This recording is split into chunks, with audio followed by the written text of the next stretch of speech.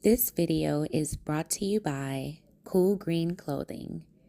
Cool Green Clothing is a Baltimore-based clothing line that started back in 2018 and has been growing strong ever since. Make sure you follow Cool Green Clothing on Facebook and IG at Cool Green Clothing, and check out their website, coolgreenclothing.com, where you can find the latest cool green fashions and hats, women's apparel, and the latest men's collection. Remember, if you ain't coolin' and getting the green, you're in the Cause niggas be asking me like, yo, what cool green mean? That's my name, man. When I first jumped off the porch, my man T, he got a life right now, man. He named me AC Green. So what I did, I turned AC to cool, and you got cool green. Yeah, Salam Alaikum. Down here with my aunt, Cool Green, man. If you in Baltimore, stop downtown on Saratoga and holla at my aunt, man. Let them know when you down here, bro. 215 West Saratoga Street, Thursday through Sunday, holla at me. Big shout out to the bro with the team AO. I ran into this guy. I just moved out here in Owens Mills. I just ran into somebody that got on the same thing I got on. Show him your hoodie real quick, bro. Y'all know what's up, man. All nigga, the Maryland nigga, you know what time it is, man. You know what I'm saying? Cool Green, man. Support black business, man. You know what I'm talking about? Yo. Cool Green all day, every day. Every day. Look, nigga, what? What's going on, YouTube fam? This your boy Tony 2Times, and we back with another episode of the Baltimore Way, man. Before I start, y'all be sure to like, comment, share the video if you're feeling the content. If you're new to the fam, definitely subscribe. Tonight we're gonna take it over east to O'Donnell Heights and talk about a group of young men that's called the Nickel Boys. Let's get right into it. Baltimore, Maryland, in the 90s.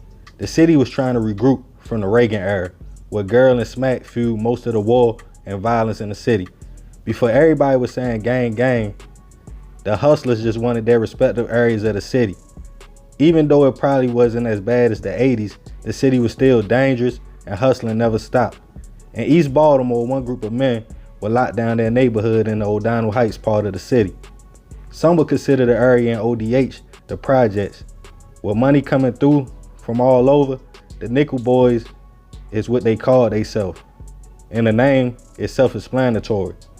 The group came up in the ranks in their neighborhood, hustling and selling nicks already, or for out-of-towners, hard, which kept the squad booming because it was easy for a sale to come up with $5 or $10. And even though they were selling nicks, they would sell more because of the price, which brought in good money for the squad. One of the alleged leaders, and sources say the founder, was a man that went by the name Big Black. But it was also other members on top as well, using the cuts and small alleyways in ODH to their advantage, so police couldn't come in or blitz and see what was going on. The team allegedly used sales houses to stash product and had the neighborhood doing numbers. Some say up to $30,000 to $40,000 a day. With this kind of trapping money, of course the squad had competition and alleged hitters to protect their hood, or what they called the hole.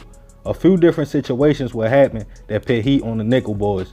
One alleged situation being a hit of two rivals who got a little too close to the ODH hood. Two men were allegedly fatally hit up and lost their lives, and a third survived. Another situation in 1996 in Baltimore County, the father of a rival squad member was hit and lost his life as well. A few more situations would happen, including a man being hit up 4 times in the back in ODH and another man being hit and turning station. This brought police in the jets, and the investigation would soon start. A shocking event would add fuel to the fire when the opposing side of the Nickel Boys allegedly hit up 2 men, mistaking one as a Nickel Boys enforcer, but the young man was actually a quarterback for Northern High School. Both unfortunately lost their lives, leaving residents and families in an outrage. Indictment would fall on the rival squad members, charging them with murder, and they both received life in prison for the alleged hit. Not long after, the Nickel Boys would fall, after 6 members would be charged with 3 hits, drug charges, and running an alleged trap and hustling in ODH. Prosecutors painted a picture of the Nickel Boys as a gang who showed no mercy for outsiders or anybody that stood in the way of their money, painting one of the members as a hitman responsible for 3 bodies. The case would take a shift when alleged leader Black wrote the judge stating he wanted to right his wrongs for the dirt he did in the streets and wanted to corroborate having a change of heart and just couldn't take it anymore. Black would let prosecutors know the extent of the trap, the beef, and received 23 years in prison for his cooperation. Other members received different times, including the squad's alleged hitter. One member who faced drug charges would lose his life one day before trial by BPD, alleging they were serving him a warrant and shots were fired. The Nickel Boys made plenty of bread in their neighborhood, but in the streets, there's no way to make that kind of money without having enemies. More of this story, don't wait until it's too late to have a change of heart and want out the game. But hey, that's the Baltimore way. Man, it's crazy, man. You feel me? Like, salute to O'Donnell Heights. You know what I mean? It's a crazy story, you feel me?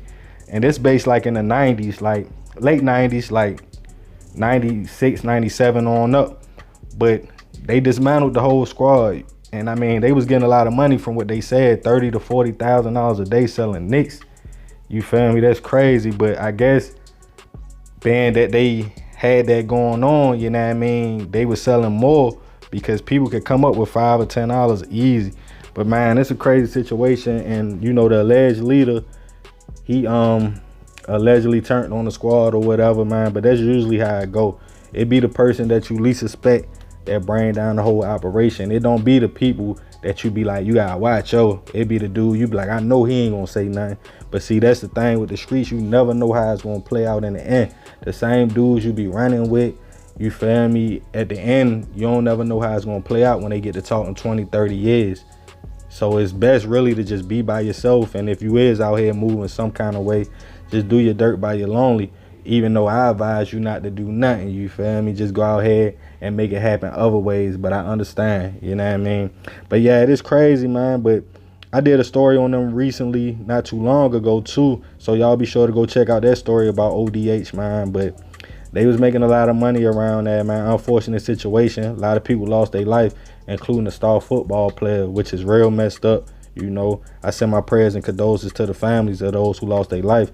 But it's just the streets, you know, it just go like that. Ain't no way you gonna make that kind of money without enemies. Like I said, people gonna want in. They gonna want to know what you got going on. They gonna want a part of what you got going on.